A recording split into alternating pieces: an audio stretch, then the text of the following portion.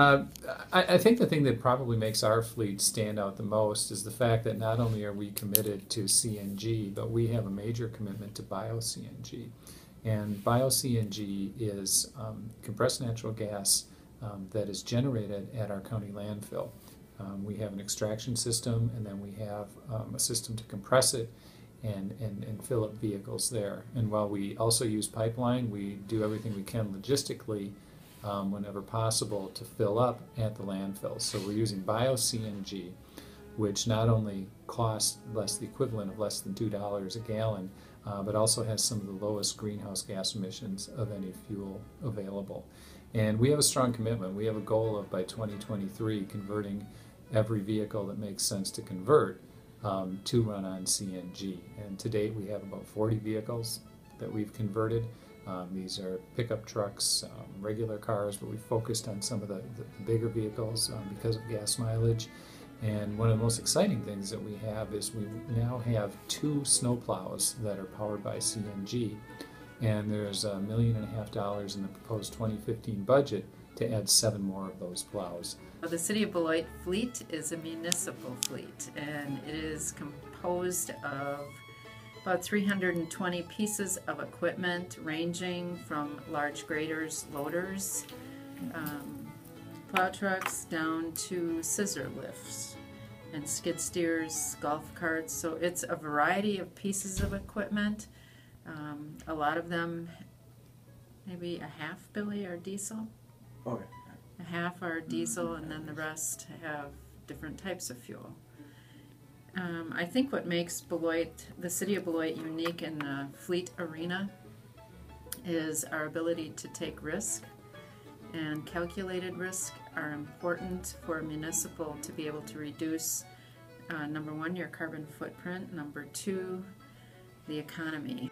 We have a fleet of about 135 trucks, and of that group right now, 28 are CNG, and by the end of 2014, between 35 and 40 will be. Our goal is over the next 3 to 5 years to have all our pickups to be CNG. That would make us clearly the largest landscape company in the state of Wisconsin that has a CNG fleet, largest fleet number for the state. What makes our fleet special is that we really took the plunge. We started with 5 vehicles and then almost immediately converted our entire fleet over to CNG. We have a few straggler diesel vehicles, but I would say almost 90%, 45 of our vehicles are CNG now. So our fleet is made up of about 160 heavy-duty vehicles. We deliver to the tri-state area of Wisconsin, Minnesota, and Iowa. And what makes us unique is the different types of vehicles that we have within our fleet. We've got heavy-duty tractor trailers, heavy-duty straight trucks. We operate petroleum tankers as well as our local yard spotters. And of those different groups of vehicles, we have a mix of alternative fuels, primarily in natural gas. We have LNG operating within each one of those fleets, as well as CNG. From an alternative fuels perspective. One of the other elements that we are unique is our different delivery modes. We do everyday delivery to a lot of our stores. We deliver throughout the night as well as throughout the day, so we're slip seating our trucks, being very efficient with their time. Then we're also using fleet optimization programs to make sure that our trucks are as full as possible at all times, as well as having the lowest number of routes needed to deliver all of our goods every single day.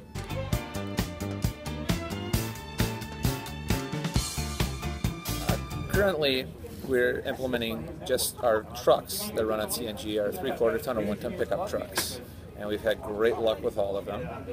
We also use alternative fuels for our mowers. We use Exmark propane mowers that come straight from the factory with the Kohler EFI engine on them. And we found that those get about 40% better fuel economy than the carbureted engines do. So we're trying to hit it from all different aspects on our trucks and our mowers, because the trucks are a huge point of what we have for fuel savings, but the mowers are another large factor in also being able to save fuel. Right now, for alternative fuel vehicles, we currently have our trucks, our 28 pickup trucks that run on compressed natural gas, and we have 10 more slated to be done hopefully by the end of this year. But other vehicles that we have that run on alternative fuels are, we have a bunch of hybrids, Prius hybrids, and this is actually our second round of Prius hybrids that we have had. We started them in 2006, and then we purchased 13 of them then, and we just purchased 13 more this year. So those are two main forms of alternative fuel vehicles. So currently, the majority of our fleet is diesel, and secondly, no lead. We do have some propane vehicles such as forklifts, Zamboni, and we also have an electric scissor lift and an electric cart that is used in our wastewater plant. We're primarily implementing natural gas, liquid natural gas, LNG, as well as compressed natural gas, CNG.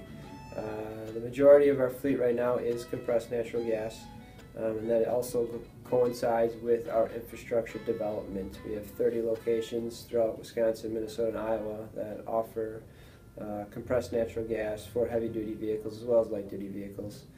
So we've been implementing CNG not only with our home-based fleet in La Crosse, Wisconsin, but also our out-based locations throughout the upper Midwest, where we have petroleum tankers powered by compressed natural gas vehicles. Time Transport operates all Class 8 semis, and they are compressed natural gas vehicles.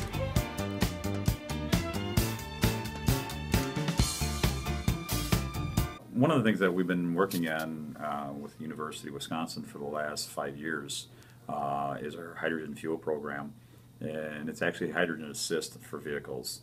They call it hydrogen on demand. It's actually hydrogen and oxygen are actually produced on the vehicle and burned, and there is nothing stored on the vehicle at all like a regular hydrogen vehicle would be. So, and we've been funded for that for a couple of years through different grant programs that are out there, including the Wisconsin State Energy Office. And we've had some very good results. We've had mixed results at times, but there are very positive results for this technology. So currently we're not being funded, so I don't know where this program is going at this time. The other thing that we are going to be looking at in the future is propane assist with diesel engines.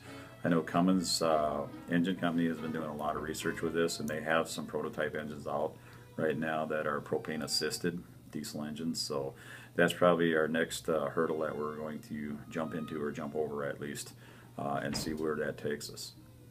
CNG will allow us to level out the spikes that have been consistent within our petroleum supply, and hopefully that will lead to better bottom line numbers for us. Going forward, we'll continue to progress with compressed natural gas. We really see that as the leading alternative fuel.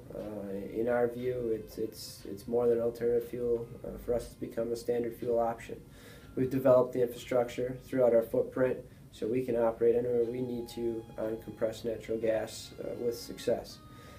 We continue to see the best cost advantages for operating the fleet, saving roughly 25 cents per mile on CNG, as well as the ease of use and the understanding from a maintenance perspective.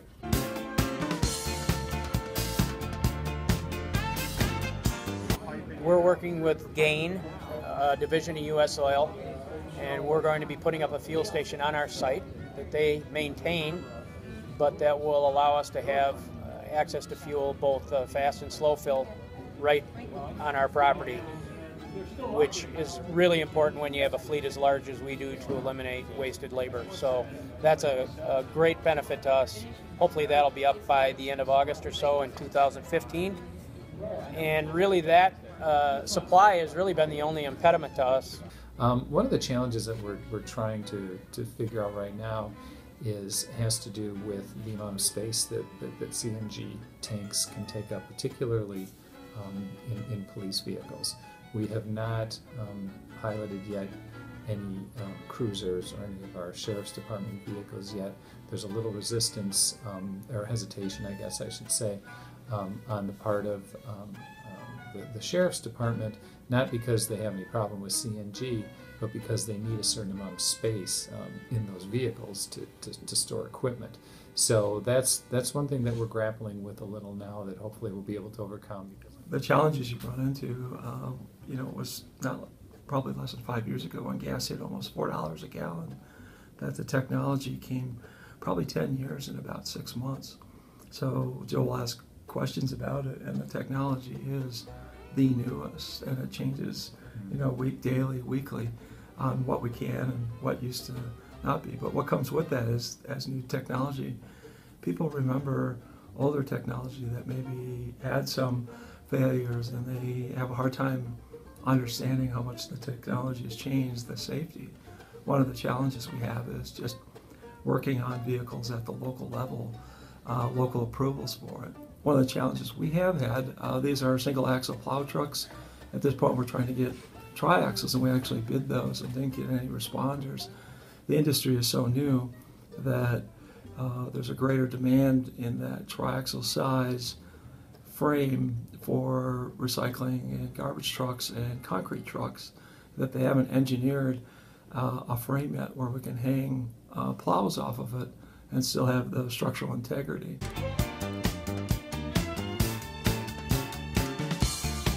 My technicians have not noticed any difference in working on any alternative fueled vehicles. The only thing that we have noticed in general is that when it got really cold this past winter, is that one of our manufacturers of the kits tended to freeze up at the regulators, and we had issues with them running on CNG when it was bitterly cold. They have since changed out the regulators on those, and we have not noticed any problems from those. We had heard all kinds of rumors about how these engines were going to perform. And so when we actually got the pickups, we actually did some dyno tests to see how when we were running on gasoline or on the CNG, how it would be affected. We had heard as much as 10 to 15% less performance. Quite honestly, when we did the dyno tests, you couldn't tell whether or not you were running CNG or gasoline. In general, on the larger snowplow truck, we've probably seen a range of maybe 10% less. But once again, we don't have enough time on them to see long term whether or not that's the case. So we're in the pilot from that standpoint. When we switch over from the gasoline to the CNG, besides a mechanic, you really can't tell the difference in a performance. And so we've really been pleased with that. Currently, all the fork trucks are under contract for their maintenance and repair. So that's really not an issue for us. The Zamboni, we do all the maintenance on that piece of equipment ourselves. The mechanics, there's actually 2 mechanics that are trained on it. They were trained by the factory on its proper maintenance and care. And we normally see that once or twice a year.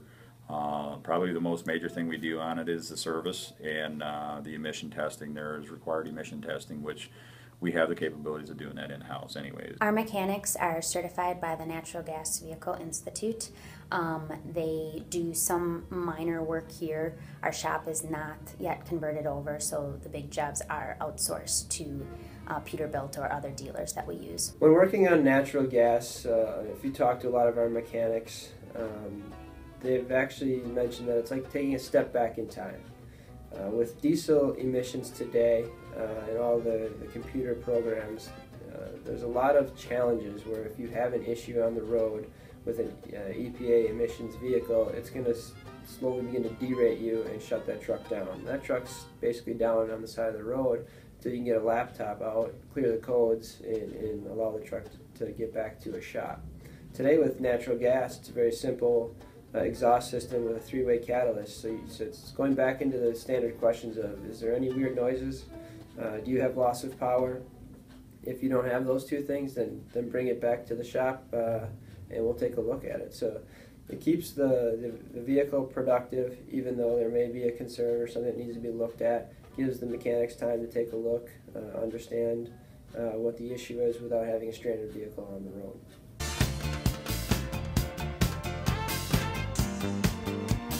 Perfect example of what it did for us today is that We had a gentleman that was speaking today about what you need to do to have a CNG compliant maintenance facility, and we're building a 2,500 square foot facility, and it was really nice to be able to compare notes, and frankly in our case we're doing everything correctly, so that's good. There's a lot of technical resources that present at these that you learn something every time you're here, and that's all you can really ask when you go to one of these, is that you learn something new each and every time you show up. The best part of being part of the Wisconsin Smart Fleet is actually taking a look at your fleet as a whole and trying to figure out where you can improve, where we could possibly implement some alternative vehicles where we currently use diesel or no lead. Maybe we could get some more electric or propane assisted vehicles. Being a member of the Wisconsin Smart Fleet affords the City of Beloit some opportunities. We get to see what others are doing, and that helps verify what we're doing. And we hope on the flip, we are also doing some unique things like our employee training and a few of the other fleet things that we've implemented, that others can see what we're doing, and we would hope that we could be a model for some municipalities that are afraid to get in it. You know, for example, the propane. If you can't do it or your facility doesn't have the infrastructure, you know, for some of these alternative fuels, perhaps contracting is a responsibly fiscal move to do. Wisconsin Clean Cities gave us the awareness of funding that was available to us.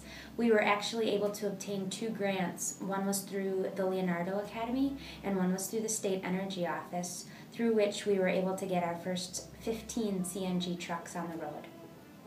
It's really given us an opportunity to kind of tell our story.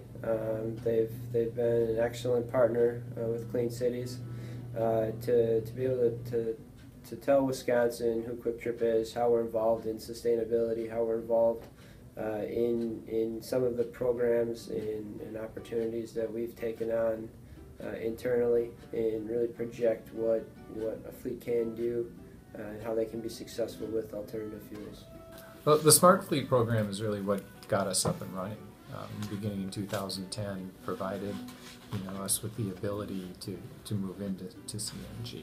And really, you need often to be kick-started somehow, and you need some guidance, and you need resources to enable you to take those first steps. And once you do, then you can see the benefit of the program and of instituting these changes, and you can also then demonstrate to others who support you need to move forward with this the benefits of the program. And conversely, had it not worked out, it would have allowed us kind of a safe way to experiment, and then we would have found out that, well, no, it didn't work, but it was a nice try. But fortunately for us, and I would imagine for most people who have ventured into this, it's worked out beautifully, and it's provided us with the information and the examples we need to move forward to reach our goal, which is to have every possible vehicle in our fleet running on CNG by 2023.